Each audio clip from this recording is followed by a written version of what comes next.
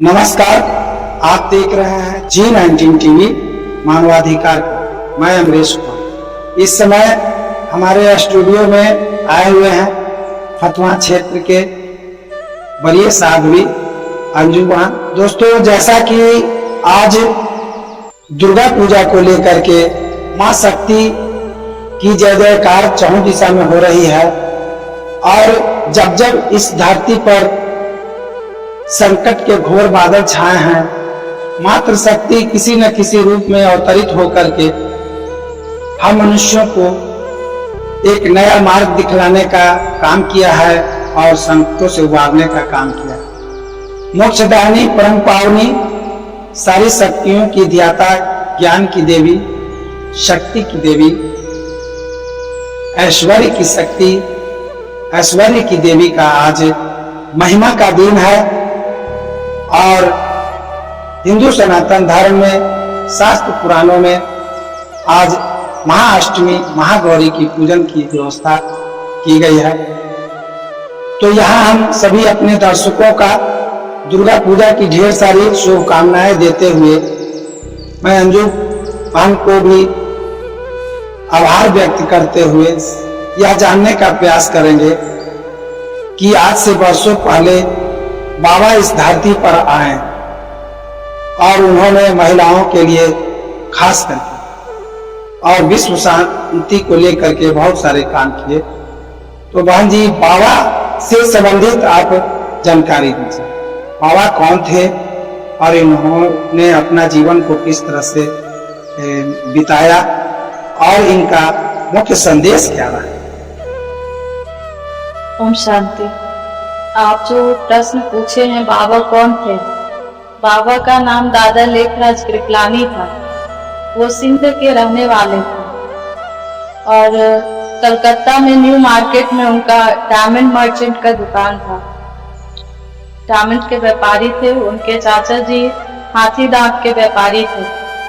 उनकी माँ बचपन में ही शरीर छोड़ दिए थे और वो अपने चाचा चाची के घर में पले बड़े हुए। उनके पिताजी हेड मास्टर थे वहाँ और जब वो पढ़ाई पूरा करके बिजनेस में आए तो सबसे पहले वो अपने चाचा के साथ गेहूं का दुकान, जो किराना दुकान होता है, उसमें खास सामग्रियां भी बेचते थे। बाद में उनको विचार आया कि हम और भी ऊंचा कार्य करें, तो उन्होंने जौहरात का बिजनेस किया और वो खुद ही डिजाइन भी करते थे।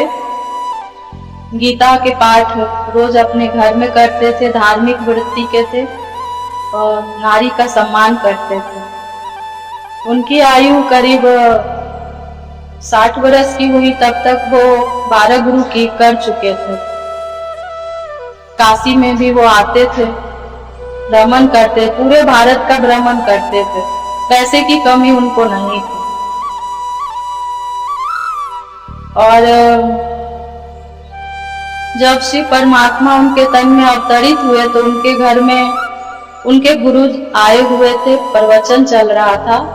तो बाबा का एक सिद्धांत था कि वो प्रवचन छोड़ करके अपने से बड़ों के सामने से कभी उठ करके नहीं जाते थे। उस दिन वो उठ करके अपने कमरे में गए तो उनके गुरु को भी आश्चर्य हुआ कि आज लेखराज जो है सत्संग से उठ करके अपने कमरे में चला गया।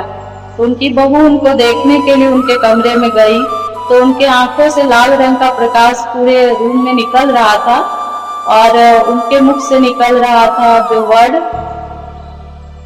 निजानंद स्वरूपम शिवोहम शिवोहम, प्रकाश स्वरूपम शिवोहम शिवोहम, ज्ञान स्वरूपम शिवोहम शिवोहम। उनका आंख पूरा लाल था, कोई बत्ती नहीं जल रहा था, उनके आंखों से लाल लाल प्रकाश निकल रहा था और वे वर्ड को दोहरा रहे थे। तो उनकी बहू सुनी तो वो जाकर के सभा में बोली कि ऐसी बातें हैं। तो जब वो ध्यान से आए तो अपने गुरु के पास गए, उनके चरणों में बैठे और बोले कि आपकी कृपा से ही मुझे ये सब साक्षात्कार अभी कुछ समय से हो रहा है। तो उनको चतुर्भुज नारायण का साक्षात्कार हुआ था, फिर बद्रीनाथ का साक्षात्कार हुआ था और नई स्वर्णिम दुनिया जो अभी आई नहीं है, आने वाली है, उसमें नर नारी समान रूप से मतलब कि दिव्य गुणों से सुशोभित होंगे, वो सब उनका साक्षात्कार हुआ था। तो अपने गुरु को श्रद्धा भाव से नमन कर रहे थे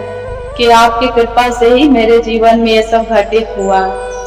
तो गुरु भी आश्चर्य से उनको देख रहे थे कि मुझे भी इतनी पावर नहीं है कि नारायण के चतुर्भुज का दर्शन मैं आपको करा सकूं। तो जब वो इस तरीके के हाव भाव देखे तो कुछ दिन के बाद वो एकांत हो गए और बहुत कम लोगों से मिलते थे, अंतर्मुखी हो गए और उनका जितना भी बिजनेस था वो सारा बिजनेस को वो बंटवारा कर दिए। अपने पार्टनर को बोले तुमको जो जो चाहिए वो सब ले लो। तो पार्टनर को विचार आया कि लगता है बाबा पागल हो गया। तो वो चांदी के बर्तने थे, गहने थे सोने के और कई मकान वगैरह, तो वो सब जो वो मांगते गए तो वो सब बोले कि ओके हम आपको दे देते। तो उनको विश्वास नहीं हुआ। तो उन्होंने कहा कि आप ओके कर रहे हैं कि हम दे रहे हैं तो इसका क्या प्रूफ होगा। तो उन्होंने कहा ठीक है हम वकील को बुलाते और जो हमने कहा है वो सब वो लिख देंगे कागज पे। तो वो सब उनको देने के बाद जो धन संपत्ति उनके पास बचा, उनके मांगने के बाद वो संपत्ति ईश्वरीय कार्य में उन्होंने लगाया। शिव परमात्मा के आदेश पर ओम मंडली संस्था उस समय खुला था।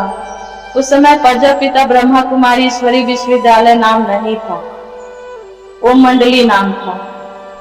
ये महिला शक्ति की जिसकी आज आराधना की जा रही है, इस क्षेत्र में बाबा का क्या संदेश रहा और उन्होंने अपने जीवन में जो लोगों को बतलाना चाहते थे वो मुख्य क्या बातें रही, इस पे चर्चा। हाँ, तो बाबा कम से कम जब वहाँ पे गीता का प्रवचन होता था तो निराकार शिव परमात्मा उनके तन में अवतरित हो जाते थे और गीता के रहस्य को वो बतलाते थे वहाँ पर। तो बहुत सी महिलाएं बाबा के संगठन से जुड़ी, उसमें कुछ समाज के जो प्रताड़ित महिलाएं थी वो भी आए, तो करीब 400 की संख्या हो गई थी। तो उन सब के जो बच्चियां थी तो बाबा उनके लिए कराची में ही एक बोर्डिंग स्कूल खोले थे। वो आज भी है, अभी भी है, सरकार जो है वो अपने अधीन में वो उसको रखे हुए अभी। तो वहां पर बच्चियों का जो है पढ़ाई शुरू हुआ था, लौकिक और अलौकिक दोनों। और उन 400 माताएं बहनों को सिलाई कटाई के साथ साथ जो घर में भोजन पकाना ये सब सिखाया गया और साथ में ईश्वरीय ज्ञान राजयोग का दिया गया। उसमें जो था कि मानसिक शुद्धता होनी चाहिए, उस पर बाबा बल देते थे और बोलते थे कि ऐसा समय बच्चे आने वाला है जिसमें विनाश होगा। तो आपकी जो आंतरिक शक्तियां हैं, आपकी जो पवित्रता है वही आपकी रक्षा करेंगी।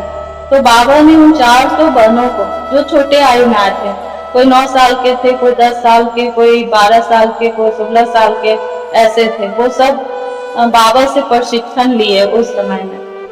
और जैसे जैसे वो बड़े होते गए तो उनके अंदर वो सारे ज्ञान, बाबा कहते हैं किसी से मांगना नहीं, मांगने से मरना भला। और भोजन है तो अपने हाथ से भोजन बना के खाना है, बिना भोजन का भोग लगाए हुए नहीं खाना है। तो बाबा ने बेसिक कुछ नॉलेज जो है ऐसे दिए थे जो छोटे बच्चे भी मार्केट से चॉकलेट बिस्किट ये सब कोई दे तो नहीं खाते थे। तो बाबा जो बोलते थे मांगने से मरना भला, तो बाबा खुद ही उन 200 बच्चे जो थे बाबा के पास, तो उतने का रख रखाव, भोजन का व्यवस्था, कपड़ों का व्यवस्था, तो जो भी उनके ऊपर संसाधन यूज होते थे बाबा और मम्मा दोनों देखभाल करते थे। और किसी को कुछ मांगना न पड़े तो बाबा रात्रि के समय में जब वो सो जाते थे तो सबकी अलमारियां चेक करते थे और उनके अलमारी में वो चीजें रख देते थे कि इनको मांगना ना पड़े। ऐसे बाबा उस चीज को करके दिखाते थे। तो राजयोग के संदेश जो बाबा उनको पढ़ाए, राजयोग राजाओं का राजा बनाने वाला है, सभी योगों का राजा है राजयोग। के संदर्भ में मनुष्य को मतलब किस तरह से होना चाहिए, क्या करना चाहिए? मनुष्य भक्ति भाव तो करते हैं, पूजा पाठ भी करते हैं, अपना कार्य भी करते हैं, घर में रहते हैं, लेकिन मेन है विकृतियां। जो मनोविकार है वो व्यक्ति को परेशान करते हैं। तो मनोविकार जो है आत्मा की शक्ति है मन, तो विचार कमजोर होने के कारण वो हावी हो जाते हैं। तो मेडिटेशन मस्त है। तो यहाँ पर निराकार शिव जो है वो उन्हीं से सभी देवी देवता शक्ति लिए हैं और ऋषि मुनि भी। तो यहाँ पर बतलाया जाता है कि परमात्मा सबके एक है। सभी लोग कहते भगवान एक है। तो वो जो निराकार और सुप्रीम गॉड है, जो ऊर्जा के स्रोत हैं, उसी से आप डायरेक्ट अपना बुद्धि योग जोड़ेंगे तो डायरेक्ट आपको ऊर्जा प्राप्त हो जाएंगे। अब जैसे हम दुर्गा माँ से शक्ति लेंगे तो दुर्गा माँ भी निराकार परम ज्योति को याद करती हैं, ब्रह्म स्वरूपनी उनको कहा गया है। तो उनके पीछे जो लाइट दिखाते मस्तक के पीछे निराकार ज्योति का, तो वो वही है। तो उन्हीं के याद में वो टिकी हुई है। तो बाबा कहते हैं कि दुर्गा माँ के पास भी आप जाएंगे तो उनके द्वारा उन्हीं की शक्ति आपको मिलती है। शिव शक्ति है तो उनकी ही शक्ति आपको प्राप्त होता है। तो यहाँ पर बताया जाता है कि नारी ही दुर्गा है, नारी ही काली है, नारी ही सर्वस्वरूपा देवी है। तो उनके अंदर से प्रार्थना करने मात्र से गुण जागृत नहीं होंगे। हमारे विद्यालय में जो बताया जाता है, शिव बाबा जो बताते हैं, प्रार्थना एक वृत्ति है जिससे हम दास वृत्ति के रूप में प्रार्थना करते हैं कि हमसे ये कार्य नहीं होगा, हम अक्षम है, मतलब हमें वो क्षमता आ जाए, इसके लिए आप हमें शक्ति प्रदान करें। तो उसके लिए हम सिर्फ ये वर्ड बोलते रहेंगे तो नहीं आएगा। उसके लिए हमें अपनी शक्तियों को जानना होगा, जानने के बाद उसको आवाहन करना होगा, परम शक्ति की ऊर्जा को अपने में गिराना होगा। तो यहाँ पर एकदम सरल मेडिटेशन है कि ज्योति रूप में यहाँ मस्तक के बीच में आप अपने को प्रकाश रूप जो दिया का लौ है वैसा अपने को देखिए और उसमें परम धाम से निराकार परम ज्योति की ऊर्जा गिर रही है। तो डायरेक्ट वो झरना की तरह आपके मस्तक में ही गिर रहा है और सहस्त्रार चक्र से आत्मा में जा रहा है। तो आपकी जो सोई हुई शक्तियां हैं वो स्वतः ही जागृत हो जाएंगी। तो मांगने से मरना भला कहा गया है। तो मांगेंगे तो कम मिलते हैं। अगर हम जब वो हमारे माता पिता है तो माता पिता से कुछ मांगा नहीं जाता है, बच्चा को स्वतः मिलता है। तो जब हम सब उनके बच्चे हैं तो उनके स्वरूप में टिकना है। तो ये कहा गया है कि जो उस परम स्वरूप में टिकेंगे वही उनकी शक्ति का तुरंत मतलब कि गेन कर सकते अपने अंदर ऐसा। तो यहाँ पे रेगुलर उसका अभ्यास कराया जाता है। फिर आप घर में बैठ के एकांत में इसको आप कर सकते हैं। बहुत बहुत धन्यवाद बहन जी। ओम शांति आपको कि हमारे स्टूडियो में आने के लिए। बंधुओं, जैसा कि आपने देखा ईश्वरीय विश्वविद्यालय प्रजापति ब्रह्मा कुमारी की तरफ से आज पूरे विश्व में जो मनुष्य जीवन मिला है उसमें कैसे रहना है, क्या करना है, क्या चीज की प्राप्ति के लिए हमारा यह शरीर मानव तन मिला है, तो इस पर इन्होंने विस्तार से चर्चा किया। ब्रह्मा बाबा के जीवनी से संबंधित उन्होंने कहाँ से शुरुआत की, इस पर भी विस्तार से चर्चा किया। हम उम्मीद करते हैं कि शायद आपको कुछ इससे विशेष जानकारी मिली होगी। फिर इसी तरह से हम एक नए चर्चा के साथ आपसे मिलते हैं। तब तक के लिए विदा लेता हूँ। जय हिंद।